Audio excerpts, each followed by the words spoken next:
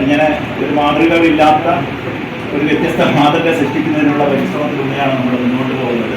അക്കാദമികമായ പിന്തുണ പൊതുസമൂഹത്തിന് ഉറപ്പുവരുത്തുക എന്നുള്ളതാണ് നമ്മൾ മുന്നോട്ട് വയ്ക്കുന്ന കാഴ്ചപ്പാട്. അക്കാദമികമായ പിന്തുണ അത് ഏതർത്ഥത്തിലും, അത് അധ്യാപക പരിശീലനങ്ങളാകട്ടെ, ഗവേഷണ വിദ്യാർത്ഥികൾക്കുള്ള പിന്തുണയാകട്ടെ, പുതിയ പഠനങ്ങൾ ഏറ്റെടുത്തുകൊണ്ട് ചില നിർദ്ദേശങ്ങൾ അധികാരികൾക്ക് നൽകുന്നതാകട്ടെ, ഇത്തരത്തിൽ ഭിന്നശേഷി വിഭാഗത്തിൽ കുട്ടികൾ അത്തരം കുട്ടികളുടെ ഉന്നമനമാകട്ടെ, ദുർബല വിഭാഗങ്ങൾ അവരുടെ കഴിവും ശേഷിയും ഉയർത്തുന്നതിനുള്ള വ്യത്യസ്തമായിട്ടുള്ള പ്രവൃത്തി നമ്മൾ ഇങ്ങനെ ഒരു സമഗ്രമായ, ചുരുക്കി പറഞ്ഞാൽ ഒരു സംസ്ഥാന തലത്തിൽ ഒരു അക്കാദമിക കൺസൾട്ടൻസിയായി രൂപപ്പെടുന്ന ആ ഒരു തരത്തിലേക്കാണ് നമ്മൾ ഇതിൻ്റെ പ്രവർത്തനങ്ങൾ വിഭാവനം ചെയ്തിട്ടുള്ളത്. തരത്തിലുള്ള ഇതിൻ്റെ ചാർട്ടുകളും ജില്ലാ തലത്തിലുള്ള ഉപസമിതികളൊക്കെ രൂപീകരിച്ചുകൊണ്ട്, വിഷയാടിസ്ഥാനത്തിലുള്ള വ്യത്യസ്ത ഉപസമിതികളൊക്കെ രൂപീകരിച്ചുകൊണ്ട് ഇതിൻ്റെ പ്രവർത്തനങ്ങൾ കൂടുതൽ വ്യാപിപ്പിച്ചുകൊണ്ട് കേരളത്തെ ഒരു ജ്ഞാന സമൂഹമായി പരിവർത്തിപ്പിക്കപ്പെടുന്നതിൽ അക്കാദമികമായി ഒരു ഇടപെടൽ ശക്തിയായി കേരളത്തിൽ നമുക്ക് വികസിക്കാൻ കഴിയും എന്ന ഉറച്ച പ്രതീക്ഷയോടുകൂടിയാണ് നമ്മൾ മുന്നോട്ട് പോകുന്നത്. ദീർഘമായി സംസാരിക്കുന്നതിൽ എനിക്ക് നിരവധിയായിട്ടുള്ള പരിപാടികളുണ്ട്. അതുകൊണ്ട് തന്നെ മറ്റു കാര്യങ്ങൾ നമുക്ക് തുടർന്ന് ചർച്ച ചെയ്യാം.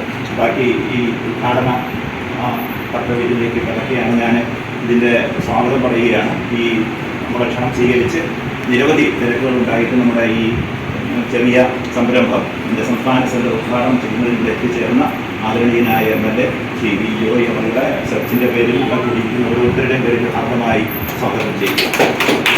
മറ്റ് ഔപചാരികളില്ലാതെ സാർ നമുക്ക് വേണ്ടുന്ന മാർഗനിർദ്ദേശവും ഈ നമ്മളോട് ഇടപെട്ട് സംസാരിക്കും. ഇതിൻ്റെ ഔപചാരികമായ ഉദ്ഘാടന സമ്മേളനത്തിൽ വേണ്ടുന്ന മാർഗനിർദ്ദേശം നൽകുന്നതിലേക്ക് വേണ്ടി സാറിന് ആദരവോട് അക്കാദമിക് രംഗത്ത് ഒരു വ്യത്യസ്തത പുലർത്താൻ പറ്റുന്ന ഒരു സംഘടനയായി മാറട്ടെ എന്നാണ് ഞാൻ ആശിക്കുന്നത്.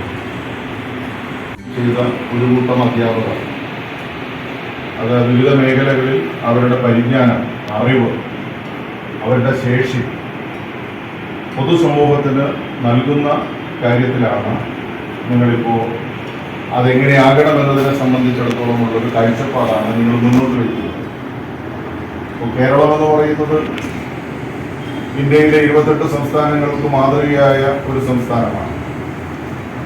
അത് എഡ്യൂക്കേഷൻ്റെ ഭാഗമായിട്ട് മാത്രമല്ല, പൊതു എല്ലാ കാര്യങ്ങളിലും നമ്മൾ നോക്കുമ്പോൾ കേരളത്തിൻ്റെ മാർക്ക് വളരെ മുന്നിലാണ്. അപ്പോൾ ആ ഒരു സാഹചര്യത്തിൽ റിട്ടയർ ചെയ്ത അധ്യാപകർ അവർ വിവിധ മേഖലകളിൽ ഗവൺമെൻറ്റിൻ്റെ വിദ്യാഭ്യാസ മേഖലയിലെ അവർ നടത്തിയിട്ടുള്ള സംഭാവനകൾ, അത് പരിശീലനമാണെങ്കിലും മറ്റു കാര്യങ്ങളിലാണെങ്കിലും അവർ നൽകിയിട്ടുള്ള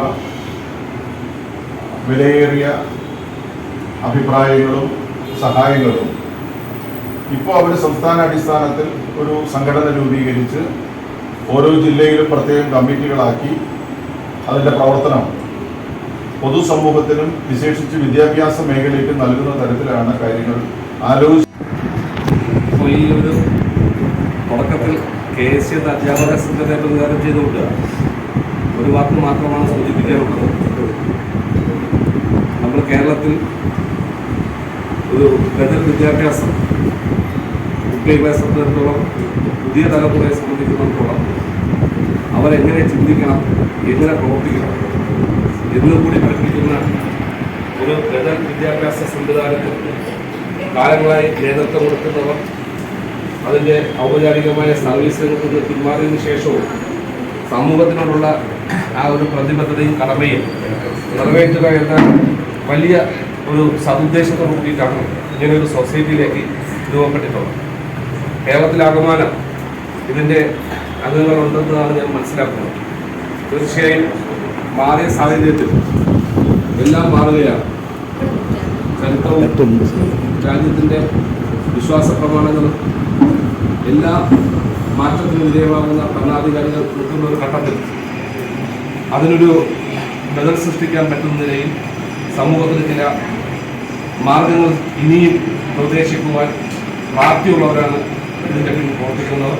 ബഹുമാനപ്പെട്ട ഉദ്ഘാടനം സൂചിപ്പിച്ചതുപോലെ ഈ ഒരു തുടക്കം നാം ഉയർത്തിപ്പിടിക്കുന്ന ഒരു ബദൽ വിദ്യാഭ്യാസം, ആ വിദ്യാഭ്യാസത്തിന് കൂടുതൽ ശക്തി പകരുമെന്ന് പ്രതീക്ഷിക്കുന്നു. KSC എന്ന അധ്യാപക സംഘത്തെ ഇതേ ചിന്താഗതിയോടുകൂടി പ്രവർത്തിക്കുന്ന ഒരു അധ്യാപക സംഘടനയാണ്. തീർച്ചയായും നിങ്ങളോടൊപ്പം ഒരു സഹോദര പ്രസ്ഥാനം എന്ന നിലയിൽ കണ്ടുകൊണ്ട് വരും കാലങ്ങളിൽ സംഘടനയുടെ എല്ലാവിധമായ സഹകരണവും ഈ പ്രസ്ഥാനത്തിൽ ഉണ്ടാകുമെന്ന് ഈ അവസരത്തിൽ സൂചിപ്പിച്ചുകൊണ്ട് ഈ സെർച്ച് എന്ന പ്രസ്ഥാനത്തിന് എല്ലാവിധമായ ഭാവങ്ങളും